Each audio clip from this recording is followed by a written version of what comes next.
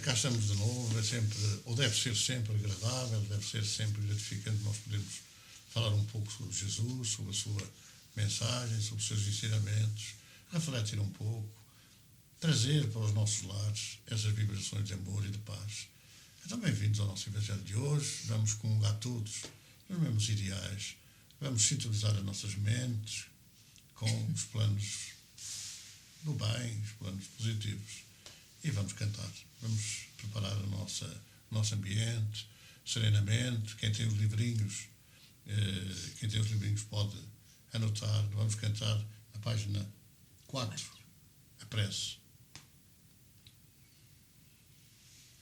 Senhor, vamos procurar no amar o próximo, te encontrar, te louvar e te amar. Dá-nos força e entendimento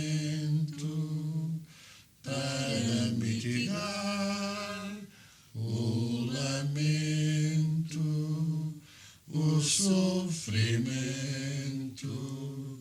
dos irmãos. Vem, dá-nos tua luz para caminhar e seguirmos lado a lado com Jesus.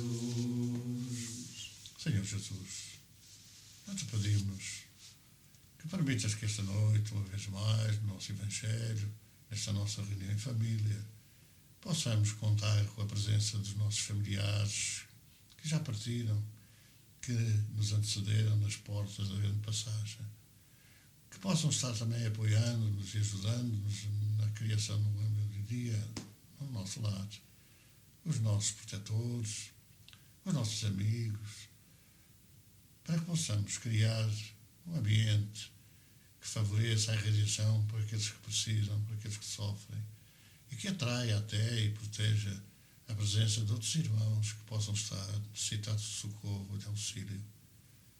Abençoa, Senhor, o nosso Evangelho desta noite. A leitura desta noite é no Evangelho segundo o Espiritismo, no capítulo 13, itens 5 e 6. Não saiba a vossa mão esquerda o que vê a vossa mão direita. Estando Jesus sentado defronte do gasofilácio, observava de que modo o povo deitava ali o dinheiro e muitas pessoas ricas ali deitavam muito. Veio também uma pobre viúva que apenas deitou 2 pequenas moedas do valor de 10 centavos cada uma. Então, chamando os seus discípulos, disse-lhes: em verdade vos digo que esta pobre viúva deu muito mais do que todos os que antes puseram suas dádivas no gasofilácio, porque todos os outros deram do que têm em abundância, mas ela deu o que lhe faz falta, deu mesmo tudo o que tinha e tudo o que lhe restava para viver. São Marcos, capítulo 12, versículos 41 a 44, e São Lucas, capítulo 21, versículos 1 a 4. Muitas pessoas lamentam não poder fazer todo o bem que desejavam por falta de recursos suficientes. E se desejam a riqueza, dizem, para lhes dar bom uso.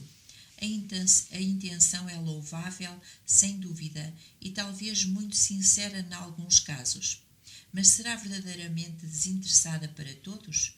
Não haverá quem, desejando fazer bem aos outros, começaria por fazê-lo a si próprio, para proporcionar a si mesmo alguns gozos e procurar usufruir de um pouco do supérfluo que pensam que lhe falta, pronto para dar aos pobres apenas o restante? Este propósito, que porventura dissimulam, mas que encontrariam no fundo dos seus corações, se aí quisessem procurar, anula o mérito da intenção, porque a verdadeira caridade leva a pensar nos outros antes de pensar em si mesmo. O sublime da caridade, nesse caso, seria procurar, no seu próprio trabalho, os recursos de que carece para realizar as suas generosas intenções, empregando as suas forças, a sua inteligência e os seus talentos. Aí estaria o sacrifício mais agradável ao Senhor. Lamentavelmente, a maioria procura o meio mais fácil para enriquecer um só golpe e sem esforço, correndo atrás de quimeras, como a descoberta de tesouros, uma oportunidade favorável, o recebimento inesperado de heranças, etc. Que dizer dos que esperam encontrar, para os secundar na procura de situações desta natureza, auxiliares entre os espíritos? Seguramente não conhecem, nem compreendem a finalidade sagrada do Espiritismo e ainda menos a missão dos espíritos a quem Deus permite que se comuniquem com os homens. Por isso, serão punidos pelas decepções. O Livro dos Médiuns, números 294 e 295. Aqueles cuja intenção está isenta de qualquer interesse pessoal devem consolar-se pela sua impossibilidade de fazer todo o bem que desejariam, lembrando-se de que o óbolo do pobre, que dá privando-se do necessário, pesa mais na balança de Deus do que o ouro do rico, que dá sem privar de nada. A situação será grande, sem dúvida, de poder socorrer a indigência. Mas, se isso for possível, é preciso submeter-se e limitar-se a fazer o que pode. Ademais, não será apenas com o ouro que se podem secar as lágrimas e não podemos ficar inativos só porque nada temos. Se não for de uma forma, será de outra, já que não há ninguém com liberdade para usar as suas faculdades que não possa prestar um serviço qualquer, dar um consolo, minorar um sofrimento físico ou espiritual, fazer uma diligência útil. À falta de dinheiro, cada um não terá a sua sensibilidade, o seu tempo, o seu repouso, dos quais pode dar uma parte. Aí estará também o óbolo do pobre, o óbolo da viúva. A mensagem desta semana tem como título Como Fazer o Bem. Vem no livro Depois Vem e Segue-me, é da nossa benfeitora espiritual Maria Teresa Magalhães Costeira e tem psicografia de Arnaldo Costeira. Habituámos-nos à prática religiosa que nos colocava no centro dos peditórios, hábito secular dos religiosos profissionais que também fomos. Era aí que procurávamos fazer os donativos, sempre com a preocupação de que todos soubessem de nossos atos, principalmente aqueles que tinham a responsabilidade, como diziam, de conduzir os seus rebanhos.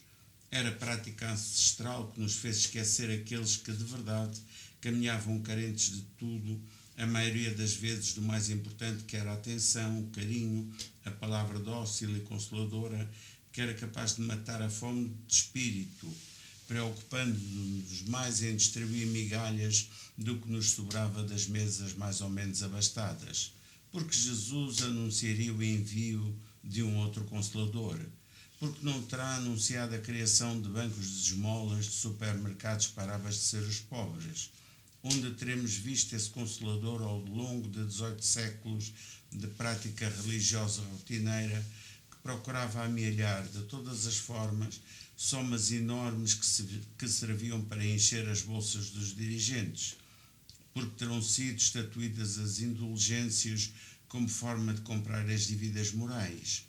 Todos precisamos nos debruçarmos mais sobre as verdades que o Cristo propalou e que têm mais que ver com a fome de espírito do que com a fome do corpo. Então as normas estabeleciam que tudo fosse pago, incluindo as curas, como está claro quando Jesus, para que os sacerdotes do templo não fossem afrontados, mandava os curados do corpo pagar o que era devido ao templo. Mas seria o templo a gozar desses valores ou eram os senhores que ali pontificavam? Não te queixes do pouco que possas ter. Sempre poderás preparar-te para dar alegria, esperança, consolo àqueles que marcham ao teu lado e necessitam dessa caridade. Quando nos debruçamos sobre a história religiosa, nós facilmente podemos chegar a conclusões muito importantes. Era impensável que, no tempo de Jesus, naturalmente, e muito antes dele, era impensável que nós tivéssemos acesso à informação como temos hoje. Até podemos dizer como nós passamos a ter desde há 170 anos, quando a Falange do Espírito da Verdade veio à Terra para repor a verdade que foi escamoteada e que foi até muito deturpada ao longo de tantos séculos. Era impensável que nós pudéssemos, naquela época, compreender as lições apenas de forma intelectual, até porque a cultura daquela época era uma cultura muito reduzida, pouca gente tinha acesso à cultura. Está a lembrar-nos que, por exemplo, dos 12 apóstolos, só Judas Iscariotes e Mateus tinham cultura, porque todos os outros eram simples camponeses ou pescadores e que não tinham tido acesso à cultura. Era reduzidíssima a percentagem de população ou do povo que tinha acesso a esses conhecimentos. Então nós vivíamos uma época em que toda a gente aceitava piamente, sem qualquer discussão, aquilo que os religiosos que nos autopromovemos a representantes de Deus fazíamos passar ou nos interessava fazer passar. Daí que Jesus, e nessa passagem que nós ouvimos, daí que Jesus, em várias circunstâncias, tivesse mandado os curados, como diz a mensagem, pagar o tributo ao templo. Era praticamente também uma época em que a oferta, a dádiva, o donativo às instituições religiosas era obrigatório, apesar de nós termos acompanhado ao longo dos séculos, temos acompanhado a evolução que tomou a organização social das várias épocas, e nós vamos ver que, apesar do poder que tinha, poder político, poder religioso, poder militar, à época de Jesus, e mesmo na fase anterior, justificada de alguma forma pela imposição que era necessário entregar ao povo, ou forçar o povo a aceitar, para que pudesse haver alguma disciplina e pudesse haver alguma correção de atitudes que vinham já do tempo da Mesopotâmia, mas particularmente do tempo do cativeiro da Babilónia ou do cativeiro do Egito. E por isso é que Jesus não afrontou, nessa altura, diretamente os sacerdotes, embora os sacerdotes, pelos ensinamentos morais, espirituais que Jesus trouxera, se sentissem afrontados e sentissem em perigo o seu poder. Mas tudo adormeceu a seguir a Constantino, não é? Tudo adormeceu de novo, e nós vamos ver que os bárbaros que invadiram o Império Romano do Ocidente foram substituídos por outros bárbaros internos. Mas isto é atual em todas as épocas. Nós vamos ver sempre que os bárbaros internos, as nossas imperfeições, a nossa imoralidade interna, muitas vezes é influenciada pela imoralidade exterior. Mas, curiosamente, nós vamos ver que os bárbaros se aclimataram socialmente, se adaptaram, se miscigenaram socialmente, e a certa altura, no seu descanso reformados, acabaram por vender os seus bens aos prosélitos, pertencimento do Cristo, aos seguidores do Cristo, que deturparam tudo, modificaram grande parte da sua mensagem. E nós vamos encontrar no século XI, século X, século XI, século XII, que o poder religioso se misturou com o poder social, e nós vamos ver que os senhores feudais passaram a ser substituídos pelos religiosos, e de repente o poder voltou às mesmas mãos, voltou aos mesmos propósitos da exploração do povo humilde e simples, e a ponto que nós sabemos de ter sido proibido por esses religiosos, provavelmente muitos de nós, que o povo tivesse acesso à mensagem do Cristo. Então, todo esse poder se misturou com práticas que vinham do antigamente. A questão do gasofilácio, do Banco das Moedas, tornou-se quase como imperioso. E depois o protecionismo dos pretensos representantes de Deus para a Terra. Vamos ver multiplicarem-se esses gasofilácios, passarem a ser, hoje poderia ser uma linguagem mais atual, passavam a ser, enfim, divididas os seus poderes por vários colaboradores. E, em vez de haver um gasofilácio, passaram a haver os gasofilácios portáteis, que cada um inventava de acordo com as suas conveniências. E nós recordamos do pedir para as almas, do pedir para os santos, do pedir para estes, do pedir para aqueles, e muitas vezes a gente perguntava-se, mas pedir para as almas, o que é que elas vão fazer de um bem material que não tem troca no mundo espiritual? Mas toda a gente aceitava tudo, porque até estava vedado à grande maioria dos religiosos, e particularmente no que nos importa agora referir, dos cristãos, ou daqueles que seguiram uma doutrina que foi, de alguma forma, adaptada à inteligência dos terrenos, que foi adaptada de acordo com as conveniências.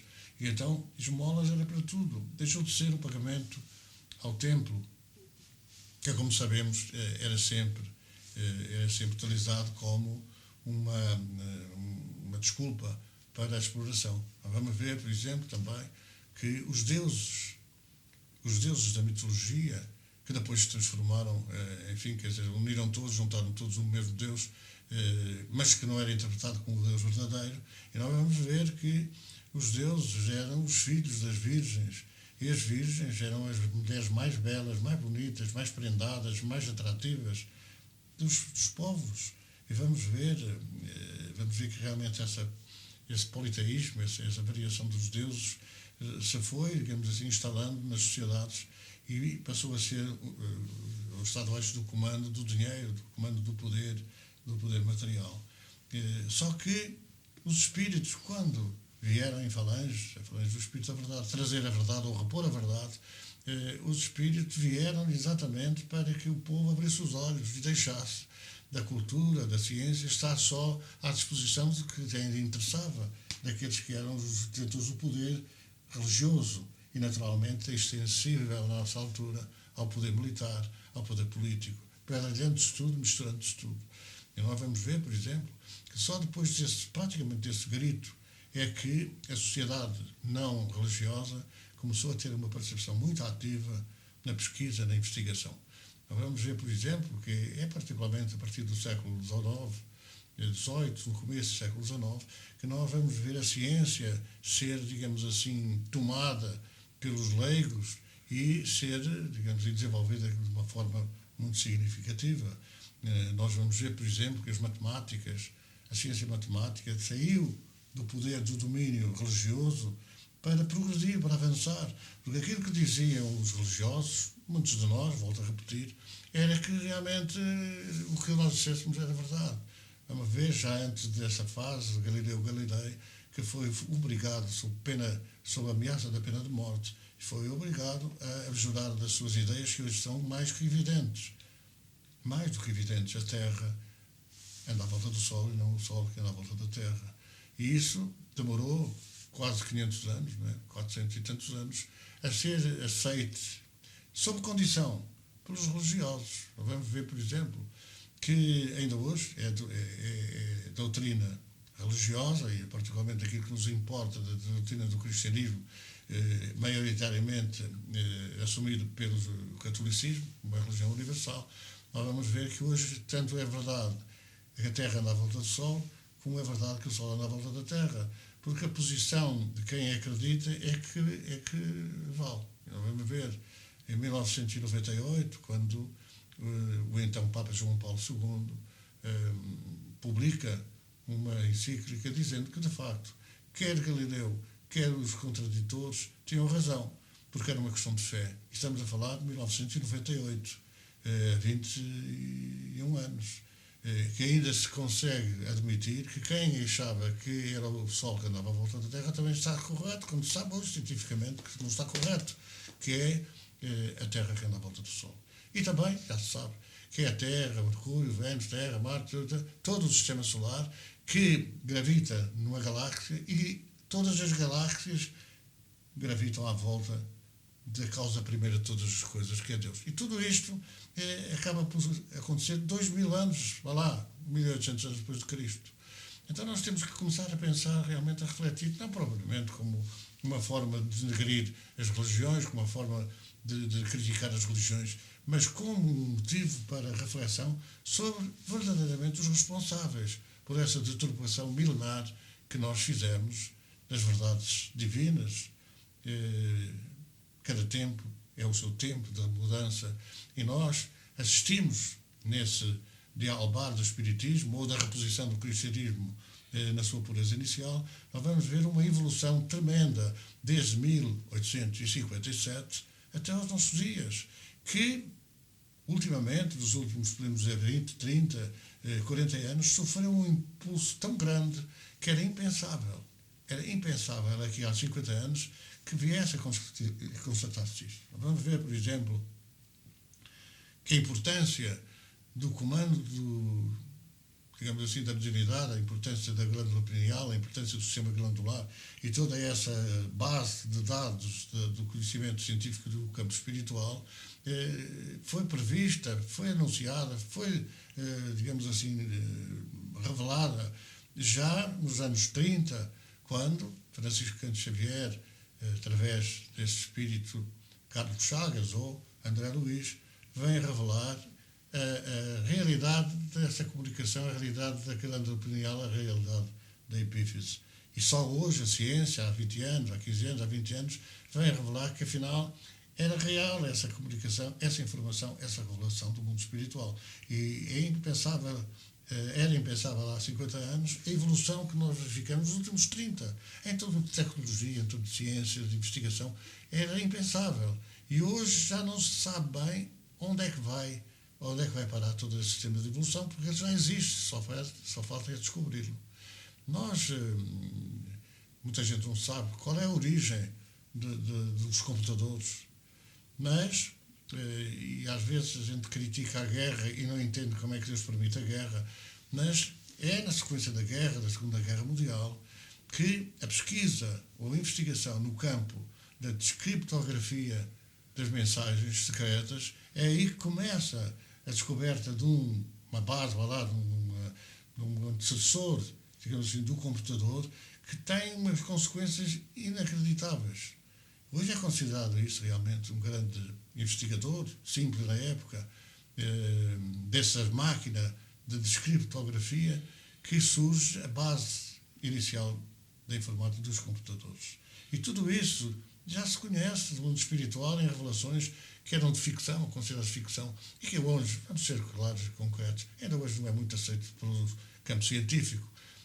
Acreditam-se muitos desses agentes da ciência que eles é que descobrem, é que eles inventam, é que criam, quando não têm a humildade de constatar que eles é que descobrem a sua existência. Quando nós sabemos que a pilha seca já existia no tempo dos egípcios, limitamos-nos a dizer que não, hoje fomos nós que inventamos esse tipo de eletricidade.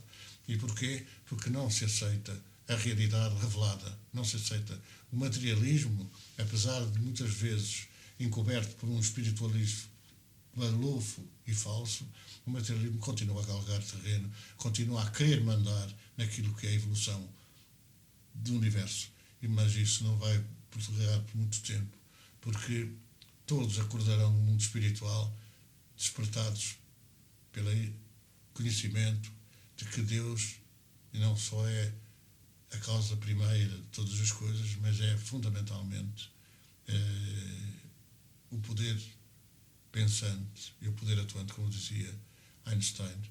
Deus é a causa primeira de todas as coisas, a inteligência suprema do universo. Então, é nesta perspectiva que nós precisamos avançar, nós precisamos conhecer, nós precisamos nos revelarmos uns aos outros nos conhecimentos que a gente tem, que não são nossos. São permissões que a divindade autoriza a que se espalhem na Terra, naturalmente, mas por todo esse universo, no sentido de nos levar a patamares mais elevados de aperfeiçoamento, de moralização, de evolução. Então é esta importância capital que é necessário a gente perceber. A mensagem do Evangelho é uma mensagem relacionada com as doações, com os donativos, com as entregas, com a intenção de valorizar o aspecto moral do espírito, naturalmente do ser humano, enquanto encarnados, e não no sentido de projetar ninguém para patamares de fama que depois se esboroam completamente, quando a gente ultrapassa a fronteira da morte. É esta mensagem que o Espiritismo nos traz e que o Espiritismo nos impõe que façamos alguma coisa, porque, tarde ou cedo, se não fizermos, ficaremos adormecidos nos patamares inferiores. E lembro uma coisa muito importante que é necessário a gente também refletir. O céu e o inferno é uma revelação extraordinária. O céu e o inferno dos pagãos, o céu e o inferno dos cristãos, mas agora a visão clara e evidente do céu e inferno que o Espiritismo nos traz. Nós vamos encontrar, por exemplo, nesse livro extraordinário da codificação, que pouca gente ainda hoje imagina, nós vamos encontrar o céu, vamos encontrar o inferno e vamos encontrar o purgatório. Se virem bem, se analisarem bem, nós vamos ver evocações dos espíritos, que é que vivem no inferno, o que é que vivem no céu e o que é que vivem no chamado purgatório. E vamos encontrar nessas evocações 3 patamares. O patamar dos espíritos felizes, vá lá, porque a felicidade só será em plenitude quando chegarmos ao topo da perfeição, mas a evocação de espíritos felizes que viveram uma vida na Terra, a última, certamente que não há ninguém eleito no aspecto, mas que viveram a vida na Terra por forma a despertarem no mundo espiritual, serenos, tranquilos, consciência tranquila, cientes de que cumpriram as suas missões, cumpriram as suas obrigações. Depois vamos ver um outro grupo, que são os espíritos medianos. Os espíritos medianos, que embora pudessem ter feito bem, muitas vezes não o fizeram, deixaram de o fazer. E os espíritos sofredores, aqueles que nós podemos classificar no 3º patamar, que é o tal considerado inferno, com uma grande diferença. É que o inferno de que fala, digamos assim, a doutrina espírita, é um inferno que é resolúvel, isto é, quem se encontra nesse sofrimento terrível pode sair do sofrimento e atingir patamares de felicidade. Os que já atingiram um grau de aperfeiçoamento deste nível onde vivemos na Terra, do mundo de expiação e provas, e entre os 2 planos, entre os 2 níveis, aqueles que vivem não propriamente para andar para trás, porque ninguém anda para trás, a doutrina espírita ensina-nos isso, ninguém regride na sua evolução. Nós não concebemos que um filho nosso que esteja num patamar de estudo do 12º ano, não é, volte à instrução primária. E, portanto, a lei divina é perfeita, se a nossa, sendo imperfeita, nos dá essa garantia de que ninguém volta para trás, como é que, em termos de evolução espiritual, nós íamos acreditar que Deus nos castigaria? Então, nós estamos sempre num plano de ascensão, sempre num plano de subida. Os sofredores para os medianos para os felizes. E é essa lição que nos transporta com racionalidade à realidade da lei divina.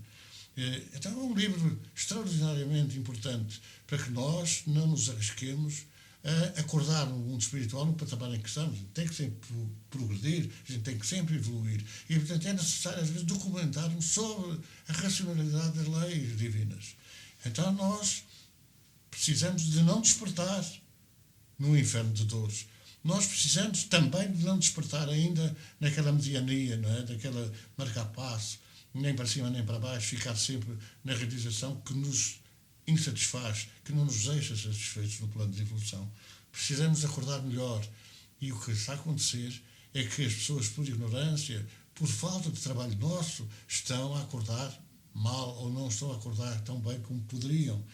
Precisam de acordar melhor.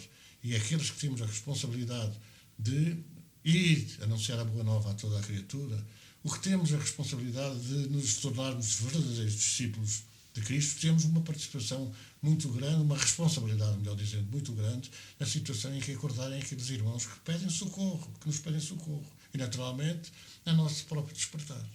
No nosso próprio despertar. Então, temos que nos preparar, mudar o sentido da vida, trabalhar, com certeza, a lei do trabalho. É uma lei divina. Ninguém pode viver à custa de ninguém. Cada um tem que viver à custa dos seus próprios sacrifícios, do seu próprio trabalho. E deixar de pensar que os apóstolos não eram casados, por exemplo. Deixar de pensar que os apóstolos não trabalhavam, viviam à custa dos outros. Trabalhavam.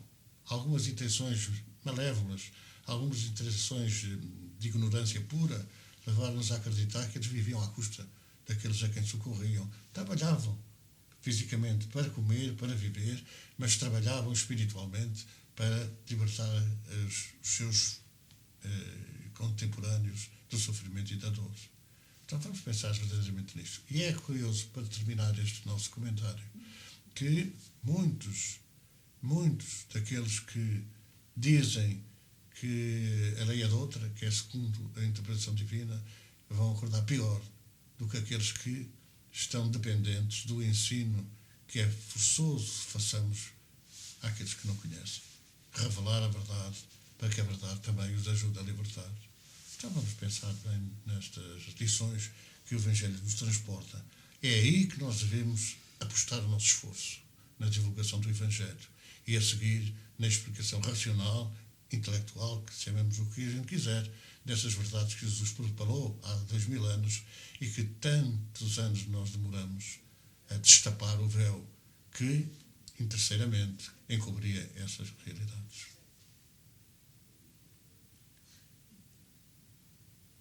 Poderão continuar a refletir sobre este tema, que é muito importante, a nossa evolução. E nós vamos a caminho do nosso final do nosso Evangelho. Vamos partir para a solidariedade, para a fraternidade. Vamos lembrar tanta gente que nem sequer ouviu falar de Jesus.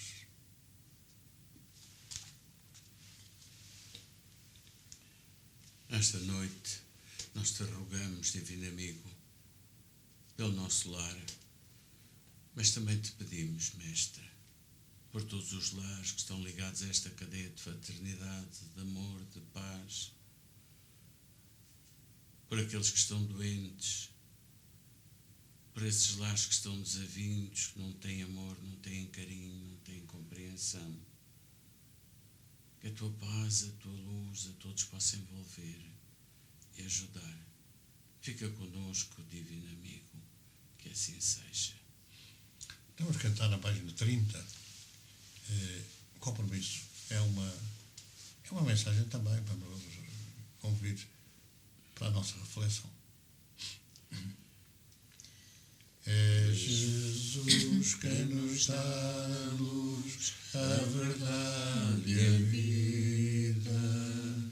És, Senhor, para a nossa dor, a melhor guarida. É Jesus quem nos dá a luz, a verdade e a vida. És, Senhor, para a nossa dor, a melhor guarida. A vida é dura e bem pesada, ninguém esconde seus temores, pois só se quer andar em estrada, sem pedregulhos e sem dores.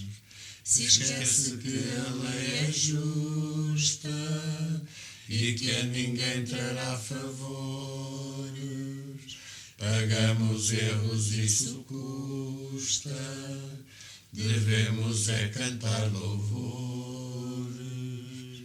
É Jesus quem nos dá a luz, a verdade e a vida. És, Senhor, para a nossa dor, a melhor guarida. É Jesus quem nos dá a luz, a verdade e a vida. És, Senhor, para a nossa dor, a melhor guarida. Nós te pedimos, ó Senhor, pelos que sofrem frio e fome, e todos quantos sentem dor, por dores que já não têm nome. Pedimos pelos sós do mundo, que não vivem nosso ideal, dá-lhes a paz e amor profundo, e força para fugir do mal. É Jesus quem nos dá a luz, a verdade e a vida. És, Senhor, para a nossa dor, a melhor guarida. É Jesus quem nos dá a luz, a verdade e a vida.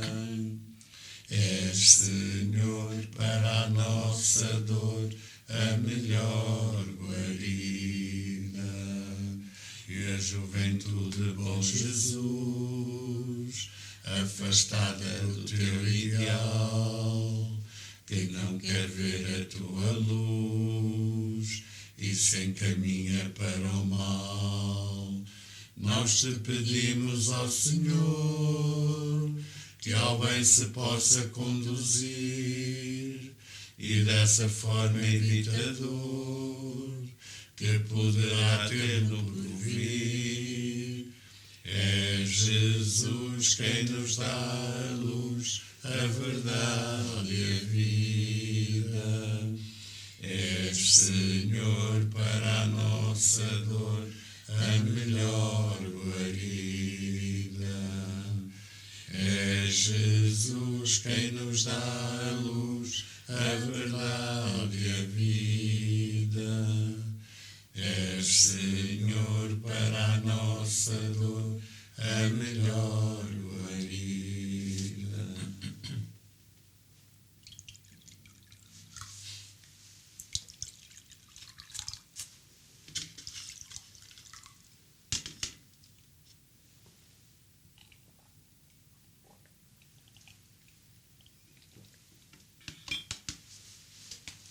Muita paz para todos vós, muita serenidade, noite feliz e tranquila.